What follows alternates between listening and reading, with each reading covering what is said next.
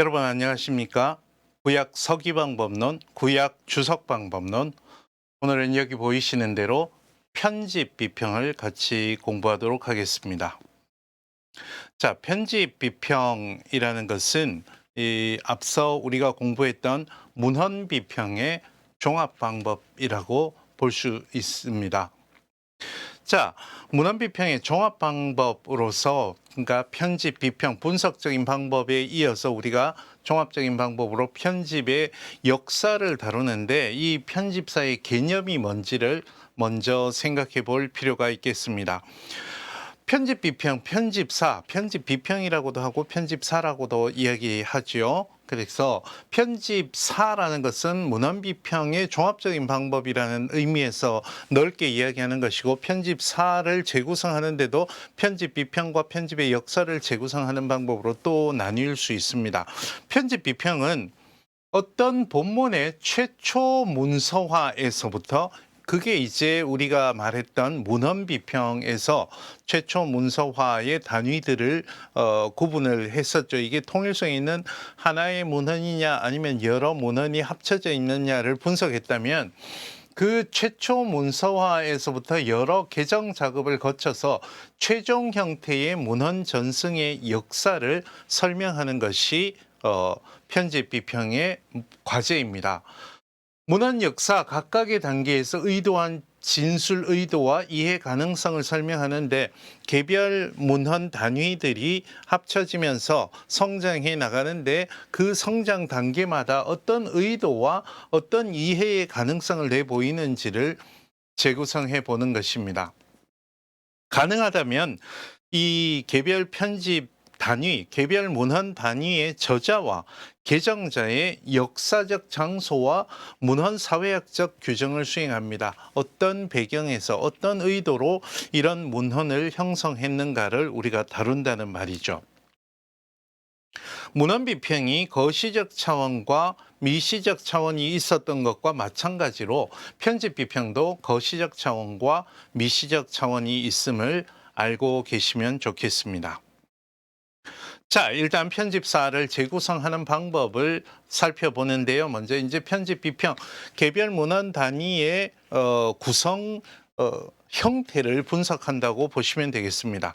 본문 편집청의 구성을 파악하는데, 편집자의 보충 본문이 개별 처음에 있었던 단순 단위들을 편집자가 편집을 했다면, 그 보충 본문이 어느 자리에 추가됐는지, 또 본문 단위의 첫 부분에 추가되어서 기존 문헌 단위를 새롭게 소개하는가, 또 본문들 사이에 끼어 있는가, 이로써 문헌 단위와 편집청의 결합 형태가 어떤 모양으로 되어 있는지를 파악할 수 있다는 겁니다. 이걸 분석해 보면, 그래서 편집자의 보충 본문은 기존 문헌 단위를 어떻게 구성하는지를 우리가 물어볼 수 있는데, 그 편집자의 편집층이 기존 문헌 단위가 잘못되었다고 생각해서 교정하느냐, 아니면 그 이전의 문헌 단위를 강화하느냐, 더 강조하느냐, 아니면은 기존의 문헌 단위와는 새로운 관점을 제시해서 수정하느냐, 이렇게 이런 질문을 해봄으로써 편집층에 어떤 기능을 하느냐, 또 어떤 의도가 있느냐를 판명해 볼 수 있는 거죠. 그래서 우리가 보는 최종 형태의 본문의 최종 편집 의도를 파악해 보는 거죠. 그래서 기원과 문헌 단위와 최초 문헌화와 그리고 최종 형태의 문헌 편집의 역사를 재구성해 볼 수 있는 것입니다. 그래서 일반적으로 구약 성경을 연구하면서 본문 편집층이 어떻게 형성됐는지를 일반적인 형태로 구분해 놓은 것이 있습니다.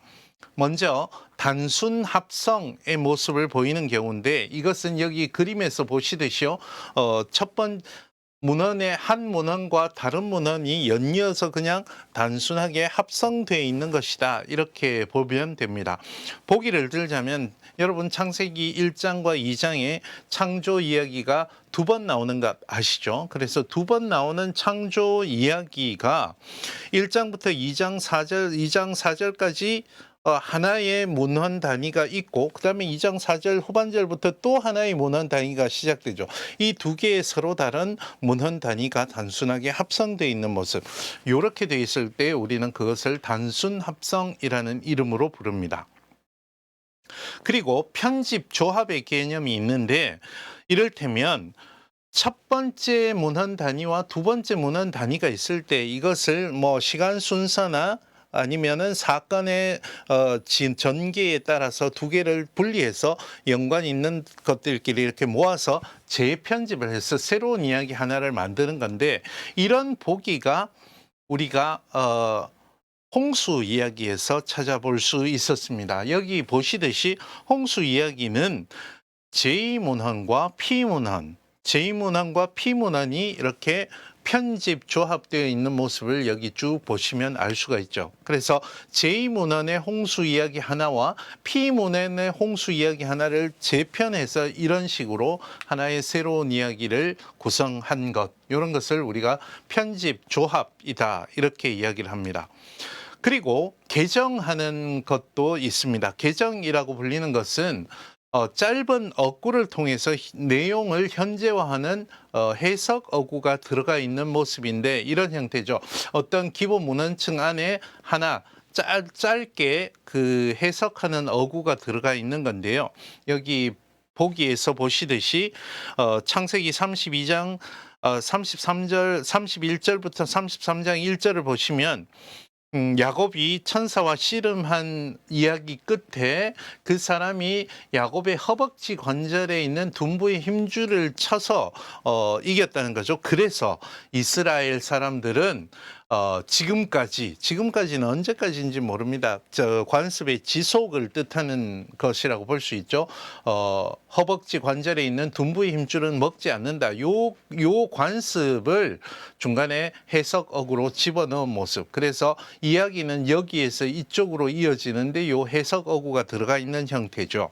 금방 그 계정은 해석어구가 들어 있었다면 계정 중에는 이어쓰기에 본문이 들어가 있는 경우도 있습니다. 기존 문헌 단위의 편집자가 현재적인 해석을 추가하는 경우죠. 그래서 기존 문헌층이 있는데 가운데 편집자가 해석 어구를 앞에서 이어서 쓴 경우를 말합니다. 이를테면 모트 유마트법 반드시 죽일지니라 라는 모트 유마트법에 모트 유마트법은 출애굽기 21장 12절부터 쭉 나오는데 반드시 죽일지니라, 그러니까 사형에 해당하는 법인데 첫 번째 그 보기를 보면 사람을 죽인 자는 반드시 죽일지니라 라고 했지만 일부러 죽이지 않고 실수로 죽인 경우는 어떻게 하느냐, 도피성으로 피신해서 재판을 기다릴 수 있게 하자. 이런 식으로 편집자가 현재적인 해석, 판례에 의한 현재적인 해석을 추가한 모습을 볼 수 있습니다.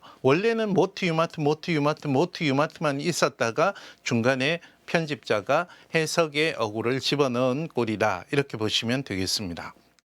그런가 하면 복합 개정이라고 이름을 부르는 것들이 있습니다. 한 편집자가 여러 번 편집층을 삽입한 경우인데 이렇게 어떤 한 기본 문헌 단위가 있었는데 편집자가 여러 번 편집층을 삽입한 경우입니다. 이런 경우가 하갈의 이야기에서 제사장계 편집자가 몇 번에 걸쳐서 불임 모티브, 아브라함의 사례에게 하갈을 주었던 시기, 이스마엘의 이름 언급과 아브라함의 나이 언급 등을 몇 번에 걸쳐서 제사장계 편집자가 개입해서 설명하는 모습을 볼 수 있습니다. 이것이 이제 제사장계 문헌의 전형적인 형태이기 때문에 이것을 우리가 편집층으로 분류하고 한 문헌 안에 여러 번, 한 두 번 이상 편집자가 나오는 경우다 이렇게 볼 수 있겠습니다.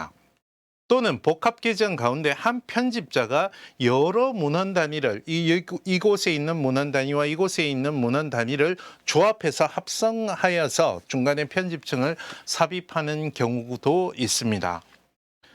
이런 분석은 여러분 아시다시피 문헌 비평에서 먼저 나오는 거죠. 그래서 한 문헌 단위에 여러 문헌들을 편집해서 조합하고 합성하는 경우입니다. 이를테면 신명기 33장에서 모세의 축복을 이야기하는데 같은 산을 두고 야휘스트 전통에서는 느보산이라고 하고 엘로이스트 전통에서는 비스가산이라고 하고 제사장계 편집자는 모압평지라는 용어를 쓰는데 이 세 가지 용어가 이 33장에 같이 들어가 있는 것은 여러 가지 문헌 단위를 편집자가 조합해서 합성한 것이다. 이렇게 볼 수 있는 것이죠.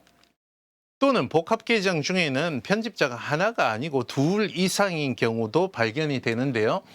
이런 경우입니다. 편집자 1과 편집자 2가 있는데 한 본문을 두 명의 편집자가 교차해서 한 번 편집하고 그 본문이 전승이 되어서 또 다른 편집자가 다시 편집에 개입해서 완성이 된 경우, 이런 경우를 뜻한다고 볼 수 있겠습니다. 보기를 들자면 창세기 35장 1절부터 20절 같은 경우에 하나님이 야곱에게 두 번째로 복을 주시는 장면에서 학자들은 여기에 기본 문헌층이 있었고 제사장계 1차 편집층과 신명기 역사가의 최종 편집층으로 이렇게 구분해 보았습니다. 이런 식으로 편집자가 한 번 편집하고 그 다음에 또 편집하는 경우도 구약 성경에 있다는 겁니다. 그래서 여러분이 분석을 하셔도 좋지만 이런 용어들이 나왔을 때 이렇게 여러 번 편집을 거칠 수도 있겠구나라고 이해하시는 것도 굉장히 중요하다 싶습니다. 자, 그러면 이제 어떻게 편집이 되는지의 형태들을 우리가 살펴봤다면 이제 편집사를 어떻게 재구성하면 좋을까? 그래서 최초 문헌화에서부터 최종 형태, 우리가 보는 본문에 이르기까지 어떤 편집 과정을 거쳤는지를 재구성해 볼 필요가 있습니다.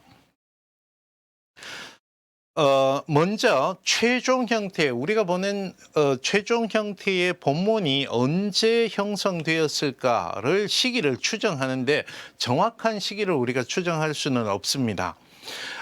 추정하는 단서가 되는 것 중에 하나가 개별책이나 문헌 단위 표제에 개별 문헌 단위 연대 표기가 있는 경우, 이를테면 에스겔서 같은 경우에 연대가 나오죠. 몇 년 수차례 걸쳐서. 그런 경우는 최종 형태의 문헌의 편집 시기를 추정하는 데 좋은 단서가 됩니다. 또는 본문의 내용과 별도로 최종 편집자의 동시대가 반영된 언급이 있는 경우가 있어요. 제2 이사야의 경우에 고레스가 언급이 된다는 말이죠. 근데 예루살렘에 살았던 예언자, 기원전 8세기 예언자 이사야는 고레스를 알지 못했습니다. 그런데 제2 이사야에서 고레스를 언급한다. 이 말은 우리가 보는 최종 형태의 이사야서의 본문은 고레스 이후에 완성이 됐다, 이렇게 볼 수 있는 거죠. 이런 경우에는 본문의 내용과 편집층을 분리해서 연대 추정을 해야겠죠. 기본 본문이 언제 형성됐는가, 그리고 최종 형태 본문이 언제 형성됐는가를 추정할 필요가 있습니다. 그리고 본문의 특정 낱말이 최종 형태 본문의 구성 시기를 가늠하게 해주는 경우가 있습니다. 하박국 예언자 같은 경우에는 연대와 나와 있지는 않지만 카스디임이라는 용어가 대적으로 나오는데, 카스디임은 바벨론을 뜻하는 것이기 때문에 바벨론 침공을 앞둔 시기로 우리가 연대를 추정할 수 있게 해주는 단서죠. 연대 추정이 가능한 거시적 문헌 단위와 상대적 연대기 작성이 가능한 본문, 이건 무슨 말이냐면 제2 이사야 같은 경우에 또 56장부터 66장 같은 경우에는 연대 추정이 가능하죠. 그래서 최소한의 상대적 연대기를 작성할 수 있기 때문에 연대 추정이 가능하다, 이렇게 볼 수 있겠습니다. 그리고 신명기계 신학이나 제사장계 신학 등 거시적 관점에서 본 문헌 단위의 어떤 신학적 사조가 반영된 경우, 거시적 단위에서 신명기계 신학이나 제사장계 신학의 연대를 추정할 수 있기 때문에 그것에 영향을 받은 문헌 같은 경우에도 연대 추정이 어느 정도는 가능합니다. 그러나 정확한 연대를 우리가 추정할 수 없기 때문에 편집 비평에서는 상한선과 하한선을 설정하는 경우가 보통입니다. 상한선이라는 것은 어느 시점 이상으로는 거슬러 올라갈 수 없다. 테르미누스 아크보, 그 이상으로는 거슬러 올라갈 수 없다. 우리가 가진 증거로 올라갈 수 있는 가장 높은 단계의 시간을 설정하는 것이라면, 그 반대로 하한선 테어미누스 아드크뱀 같은 경우는 아무리 늦어도 이때 이전에는 형성이 되었다라고 설정하는 경우를 말하는 것입니다. 이를테면 열왕기하 맨 마지막 본문을 우리가 예로 들 수 있는데, 열왕기하 맨 마지막이 바벨론 포로로 끌려간 여호야긴이 복권되는 장면으로 끝이 납니다. 그래서 이 역사서는 바벨론 포로기 적어도 여호야긴 임금 이후에 작성됐다는 것을 알 수가 있죠. 상한서는 아무리 빨라도 여호야긴 임금 이전으로는 거슬러 올라갈 수 없죠.